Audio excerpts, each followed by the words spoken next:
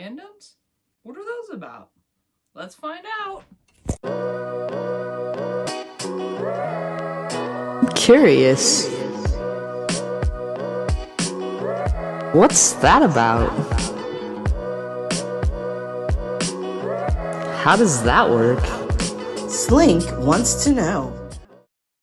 Welcome to Slink Wants to Know. I'm Lauren, and today I want to know about fandoms. And to learn more about fandoms, I have my friend Michael here. Michael, you want to introduce yourself? Hello, I'm Mike. Yeah, and you know about fandoms? Yes. Yeah? Would you consider yourself maybe included into fandoms, maybe dip your toe into fandom? Yeah. I think the dip the toe, I'm definitely a part of them, but I don't participate as much. If need be, I will, but a lot of the stuff that I kind of talk about when it comes to things that I am a fan of, I tend to just kind of do on my own. And stuff like I do a lot of tweeting of things and opinions, but I don't interact as much. I mean, I guess I do, with friends and stuff like that, but not as many strangers when it comes to certain fandoms. Yeah. But there is one fandom that, I would not have known you if we were not part of this fandom. And I would say that's the closest thing. Like, I don't even know if we could consider that a fandom, but it's the closest thing. Okay, well that's pretty much. I would say it's a fandom. It's a community of people who have created a safe space for talking about something that they are a fan of. So I would say that's a fandom.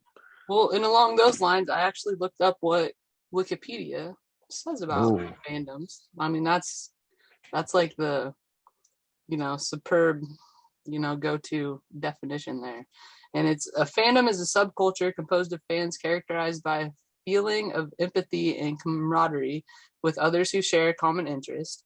Fans typically are interested in even minor details of objects of their fandom and spend a significant portion of their time and energy involved with their interest, as often as a part of a social network with particular practices, differentiating fandom affiliated people from those with only a casual interest. So technically we met through a fandom. Yep. Do you want to disclose what fandom that is? I mean, it's for the Straight Talk with Ross podcast. You can find it anywhere where podcasts are available, except for the old episodes because they all get taken down because of copyright issues. You can find some of those episodes still on YouTube when they were a part of a studio that had copyright kind of included in the package there. Certain businesses have like the ASCAP, or they have rights built into what they kind of contribute towards, so people like studios or like restaurants and things, so they can use copyright music. But and at one time I was super involved with Straight Talk with Ross. Yes, you were. I'm less so now, but I still enjoy it, and more importantly, I've met a lot of great people through it, including yourself and Jasmine, of course. But so I mean, I guess that would be the only fandom that I would say that I'm really a part of. Mm-hmm. And for most other things, I would say that I'm a fan as far as anything else goes, because like I'm interested in things and I appreciate things, but I wouldn't say that I dive too deep into other things. How about yourself? Definitely have a tendency to dive deep into things. The fandoms that I normally consider myself part of would be Star Wars, Star Trek, comics like DC Comics, Marvel Comics, and the film universes as well, and television universes. I'm a big nerd and I really enjoy them. But I've only really been to like one convention for that kind of encompasses everything. It's called Awesome Con that they have here in the DC area, and it's been a while since I've been there, but it was a lot of fun. It was really interesting. It was something I really never experienced before, because there were a lot of people doing cosplay, a lot of really fun like panels and things like that that they have there. You can do meet and greets with people that you are fans of for a not so small price to go take a picture and get an autograph. But I think my favorite thing when it comes to a lot of the conventions, though, I enjoy the panels. But I also love they have like a merch area for a lot of these conventions, and a lot of it is, there's collectibles and things that people sell, they buy and then resell, and there's companies that create these collectibles and stuff. There's a lot of stuff that's like personable, like small businesses that they're a bunch of artists or craftsmen and women who actually create these things, and those are really cool too. Those are my favorites, is like go places where like you can meet the artist who made this really cool print. Like behind me, these over here from Star Wars, they're Boba Fett, Darth Vader, and C-3PO in a field, like drinking tea. It's so silly. And but one of my friends got them for me from one of the other awesome cons that had happened before I'd been to one. And it's an artist who created these and signed them, and they're really cool, So I mean, you find little things like that. I don't have them hung up here, but I used to have them in my old place, and I got to hang them up again. But there was somebody who did like fake album covers for things. So like it's from Empire Records. It's Rex Manning from the movie Empire Records, and it was like his album, and it's like really fun. Like it's they've got the songs that they talk about in the movie, but then they made up other things. There's one that's a Parks and Rec for Mouse Rat for Andy's band, and like little Sebastian on the front of it. What was the other one? There was another one. I can't remember what the other one I got was. I think it was the Birdcage one, like the movie The Birdcage. And just like, there's not actually songs, but like the titles are funny and the artwork's funny and stuff. But there's the ones that like you can hang, and then, you want to have them free hanging. But anyway, so, that's, some of the things you can find there. Like I said, just a bunch of different crafts and stuff. But then like hard to find collectibles, which are really cool that you're able to go, you can go into like a comic book store, which I'm really glad are still thriving in this digital age where you can get a digital comic book or something. You still have a lot of really cool comic book stores because that's a place that fans would go to because they wanted to connect, and that was before a lot of like conventions and things. Or if you can't get to a convention because they are expensive, your local comic book store was a place that you could go to. And even if you weren't necessarily just involved in comics, if you were involved in like your sci-fi or like, that's why I miss like bookstores. Like Borders Books was a place where a lot of people would get, you would see people go there to the little coffee shop and they play like Dungeons and Dragons together because they didn't have anywhere else to play it, so they would go play it there, and it was a nice safe space. They would have like poetry readings and stuff, book clubs and things like that. So you don't see them as much because a lot of them now get created online. You have like our group, the Facebook group that was created. At first, it was just a page that was created for the podcast that we all listen to. It started out kind of as a fan club, but it became a fandom when people were doing more than just kind of commenting on the episodes. That's more people sharing their lives and people connecting on a more personal level that had nothing to do with the podcast. Right. They were just starting to form this community, and then the other page was created for the official focus group, and then the Zoom page was created. So we definitely turned in from just being, I would say, just being basic fans as part of a fan club, and we are all in this fandom together. It's definitely not as big as Star Wars or or Marvel or something, but it's pretty big. For I don't sometimes I still don't think that Ross understands exactly how big this whole thing is. It's worldwide. That's what's amazing to me. Like it.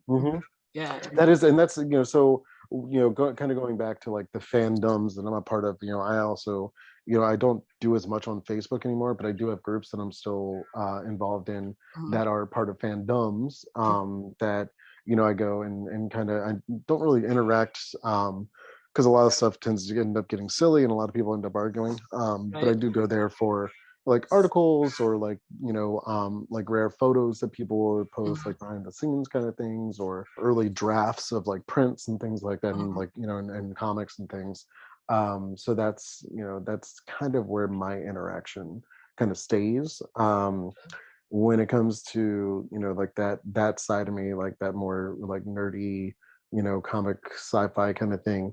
I have friends that I talk to when we talk about things that come out or something like that, but I don't really interact too much with the fandom, I guess you would say. But I enjoy monitoring it, if that makes sense.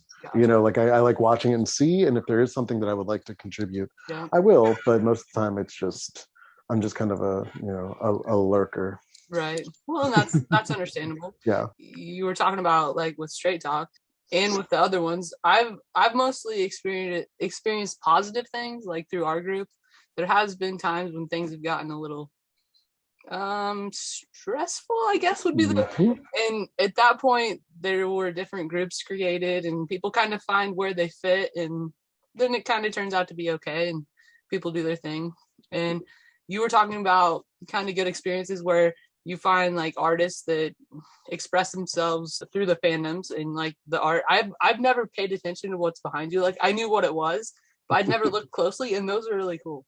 Those are prints that Disney released when the Force Awakens came out, and they're very like kind of like cool like mod art deco-y kind of feel to them. And it's funny because they actually the way that they're kind of like put together isn't necessarily how the movie turned out, and so so it's kind of cool that these were kind of released before you actually learned what was going on. And then the Leia in the middle is a print I found online. That's we the people rebel against hate, because but it's really neat to hear the story, like the ones with them in the field. Yes, so I recognize what they were, but like to then find out what they actually are, that's really neat. Yeah, like C-3PO is kind of like looking at some like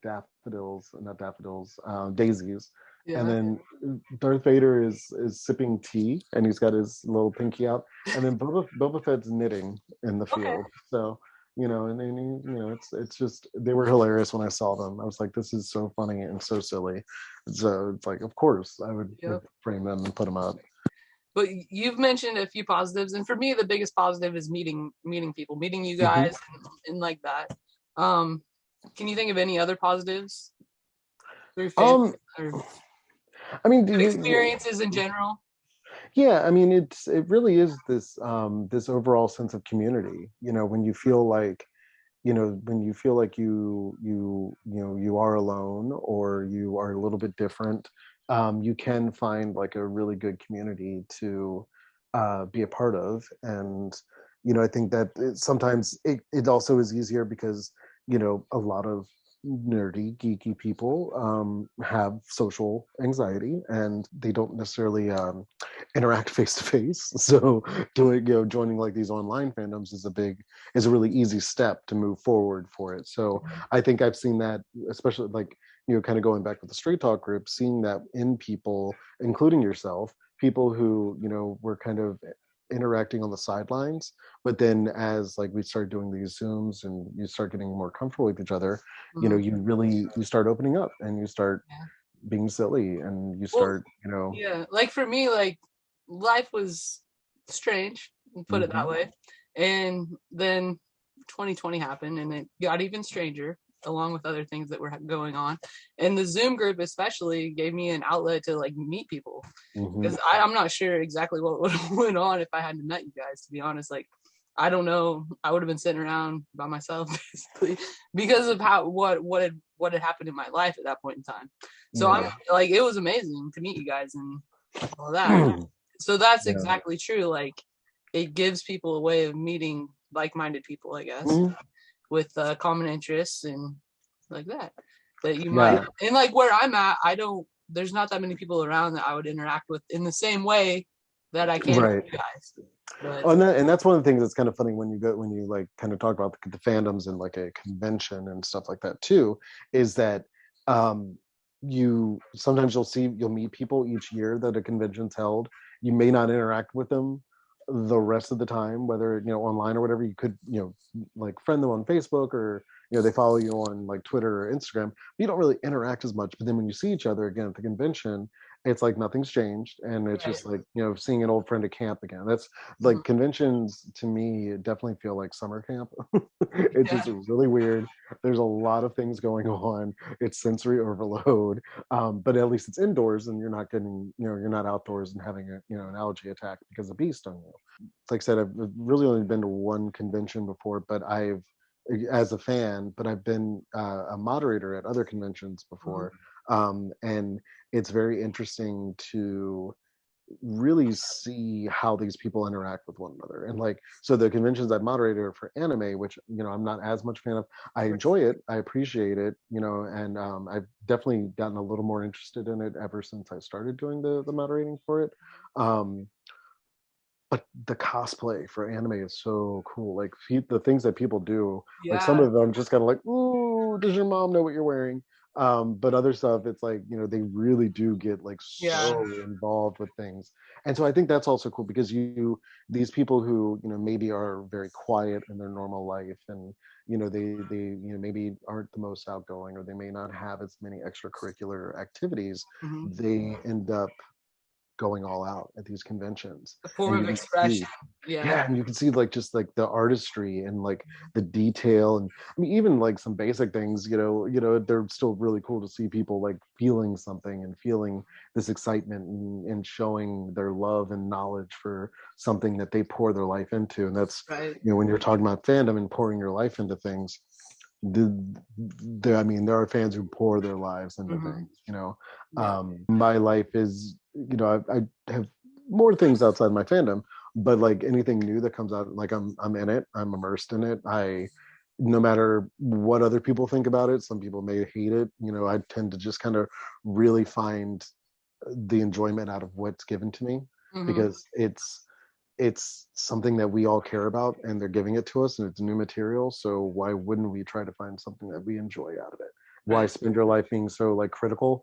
Because Yeah. that's, it definitely can get real critical.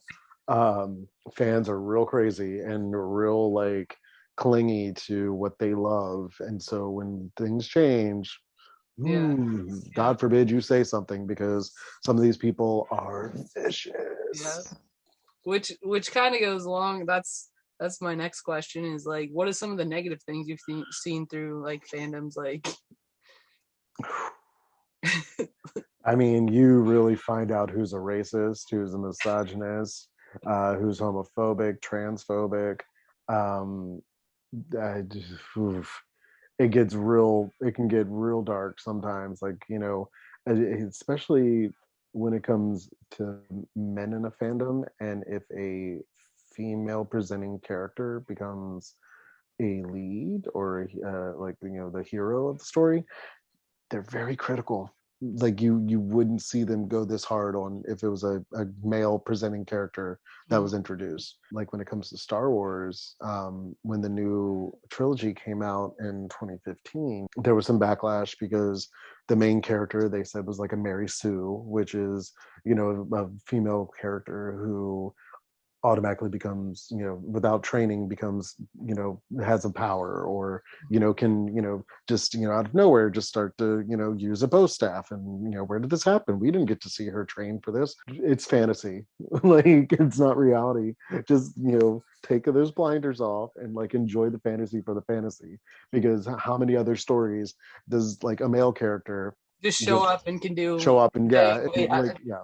And they're like, So that, yeah. I mean, so like Daisy Ridley, who played Rey, who's the main protagonist in the Mhm. new trilogy. I mean, she got off social media because it was getting too much. 'Cause they attacked her personally. Yeah, yeah. I mean, it was weird.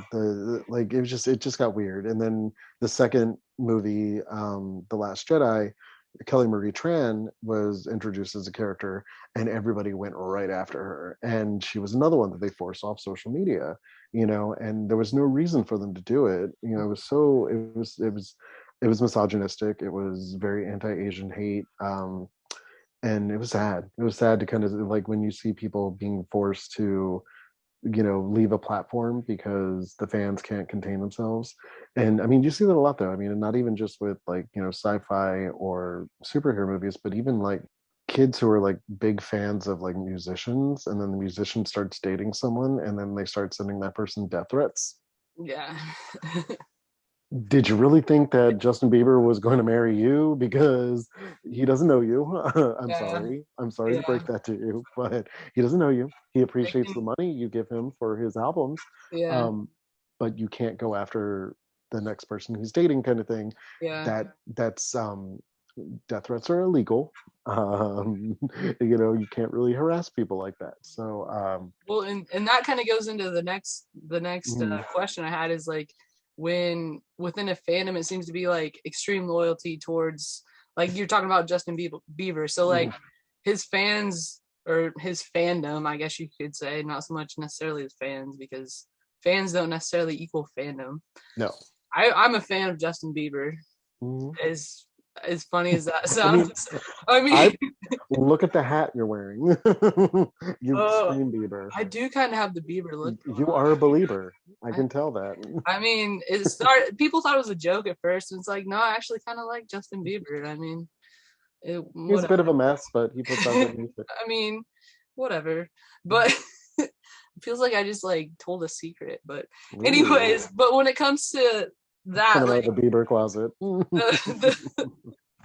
so his fandom often have like an extreme loyalty towards him to where he can do no wrong. And like oftentimes, like you said, like his fans will go after whoever he's dating or whatever. And it's like it seems bizarre to me that like that can do no wrong mentality when it's like he's a human.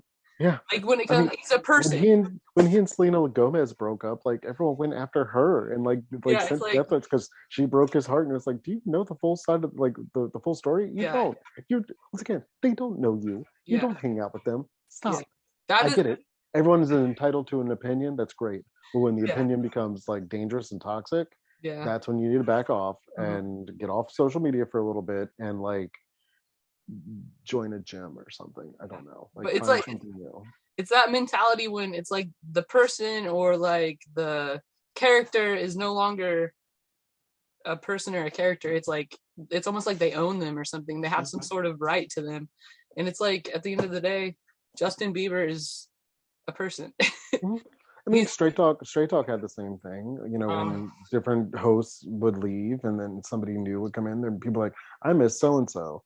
yeah, Well, they left because they're pursuing other things. yeah, So I'm sorry, but I mean, like, CJ when he joined got a lot of backlash joining, and that which was really strange because he was, that was just one of those things where you're just kind of like, maybe you guys need to look a little deeper inside yourselves and see where this is coming from because yeah. I'm pretty sure it's some hate that is Let's go unresolved. back to what you were saying just a little bit ago. Mhm. but and like as far as that, I mean, I think it's okay to be like, I miss so and so, Mhm. but then you can't say that in context of and I don't like the person that is now here. Like it's two I different mean, things. you You know what I can. mean? You can. Like I said, everyone's entitled to their opinion. You don't have to like the person, and but It's two in, different things in my opinion though. instead of vocalizing it as loudly as some of the people have done it in the groups, um, just stop listening. Yeah. And don't tell us.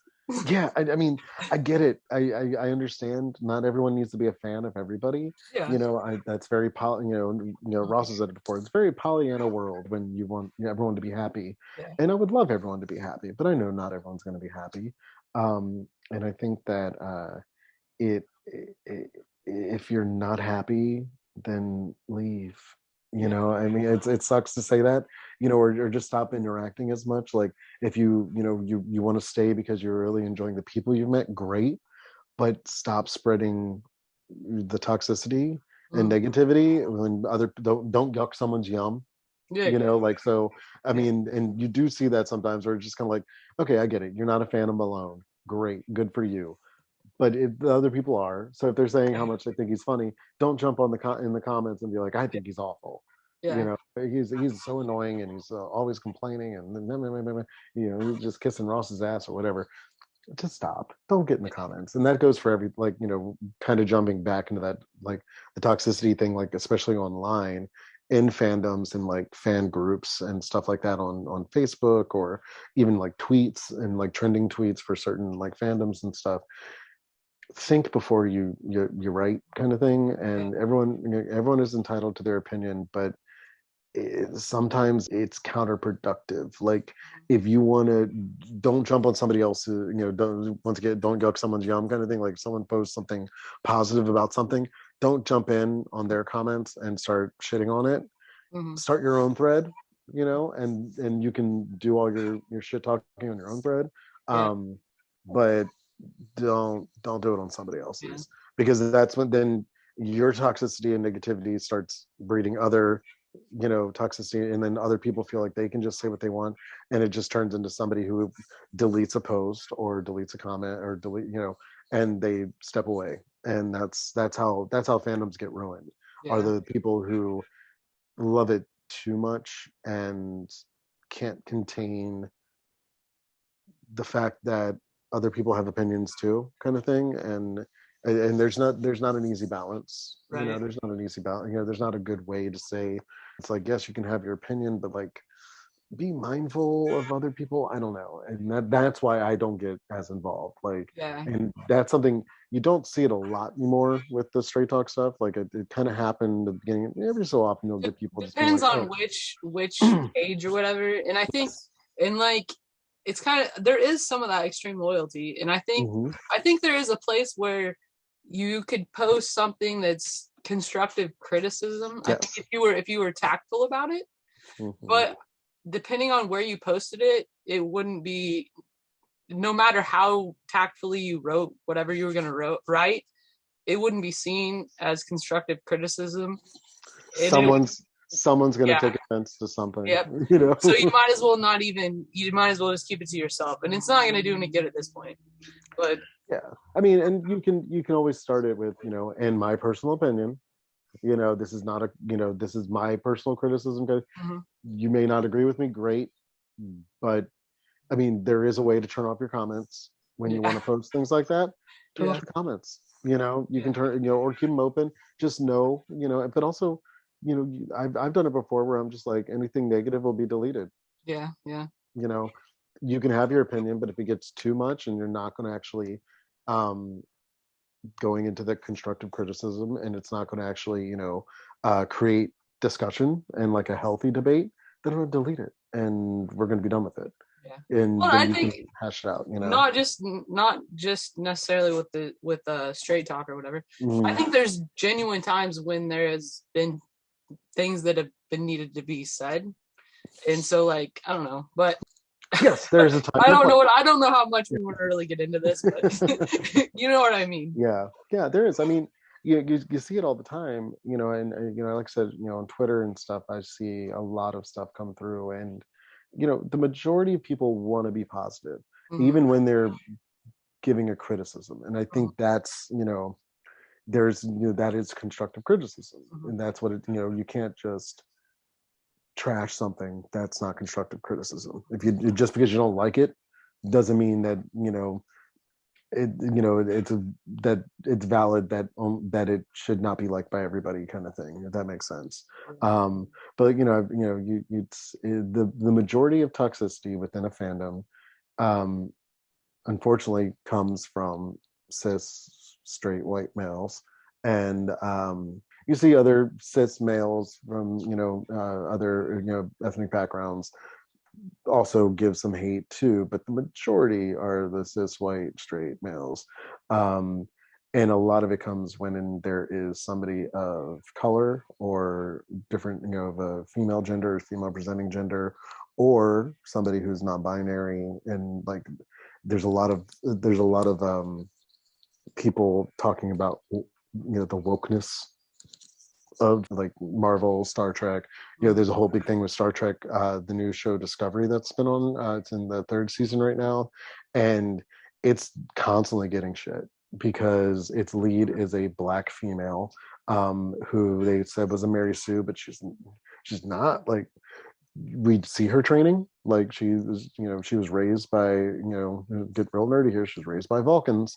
Like Spock was, her kind of foster brother. So we know how Spock is too. He's very smart. Like she was raised by them, even though she's human. She learned all their things, and so she's real smart. Like, can we just give her her dues and let her be smart, kind of thing? And there's a lot of people complaining, like, so woke, and the story focused so much on her. I'm like, well, she is the main character. Like, is it basically because it strayed too far from what it originally was, or whatever? Is that? I don't think it did, though. Like, it's there were a lot of people saying, like, you never saw this on the original Trek, or Next Generation. It's like, it was pretty diverse, wasn't it? It was diverse, but it was I think that where people are just saying that it's focused so much on this one character, but it's focused on all of them are there. Yeah. Just, I mean, it was mostly storyline. I mean, it was mostly Kirk in the original Star Trek, with Spock and being like Lord of the II, but like, right, Uhura wasn't always looked at. Sulu wasn't always a main focus. Like, it's just the way the storytelling is. I don't know, but it's now that's the storyline. Yeah, it just seemed like a lot of people were just very very vocal because it was a Black female. I don't know. I mean, I don't like saying that and speculating it, but when you read all the comments, it's like when they made the change on Batgirl, and it was a white character in the first season, and it wasn't very good in the first season. Yeah. The showrunners weren't great. The writing wasn't really great. She was kind of stony and stuff. And then they bring in a Black female to replace the character, and it's a different character, not changing, just recasting the character or whatever. And they brought in new showrunners, and it's actually very enjoyable. And it's a different feel, and it's but people complain because just recently, I mean, you want to talk about toxic fandoms, Disney, like the Disney fandoms, man, they are really bad, especially when it comes to parents in Disney. And it can really get very dangerous. And the new movie Turning Red came out, and a movie critic said that it was limiting, and not everyone was going to be able to get it because it's about an Asian family. I mean, how many white movies are out that not everyone's going to get? Like, yeah, like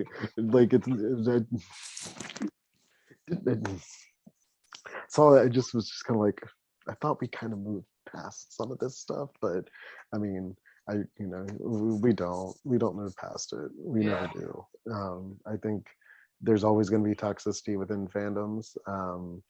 It's just how you deal with it and how you choose to find things to mute, find people to block.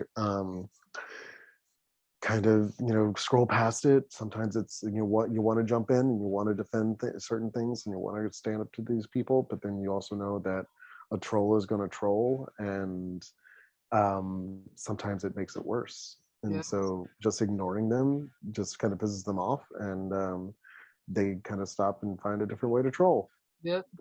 So what I'm hearing is kind of a wrap up is fandoms can be good, bad, ugly, and it's how you choose to interact with them, how you choose to participate. And I think they can be I think they are way more positive than they are negative, but there is a lot of negativity out there that you just need to be careful of, that you need to, kind of look at the patterns, kind of, know the waters you're treading.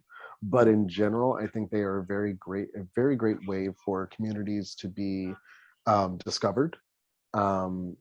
People with like minds that you want to interact with, and you really find a family, and I just think we can all say that about the podcast. And I've seen it with the conventions that I've moderated, and I've seen it at other conventions. I've seen it just in a lot of different places. You do find these people who will connect and become a family. So I think in general it's a great thing to be a part of.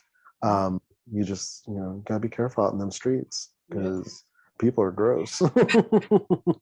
Just in general. I mean, Yes. very much. But when it comes to this, like it can get, it definitely can be dangerous because there are people is it online. I don't think there's any I've never really felt any kind of danger at a convention, but like online and stuff, people feel like there's still like an anonymity and your picture's right there. So like we can see what you look like and like we can look at your profile because you didn't set it as private and you're saying some really bad things and Yeah. sorry. Like like I don't know, was this things that you wanted to know about? Did this explain things? Yeah, thank you. I went on rants. Oh, it's all good. I appreciate it. I learned quite a bit, and thank you for sharing your thoughts and opinions and experiences about fandom. And anything else you want to add to any of this? No, I don't think so. I think I said a lot. Yeah. All right. Well, thank you very much. You're welcome. And I think that's about all we got. So, Thank you. bye.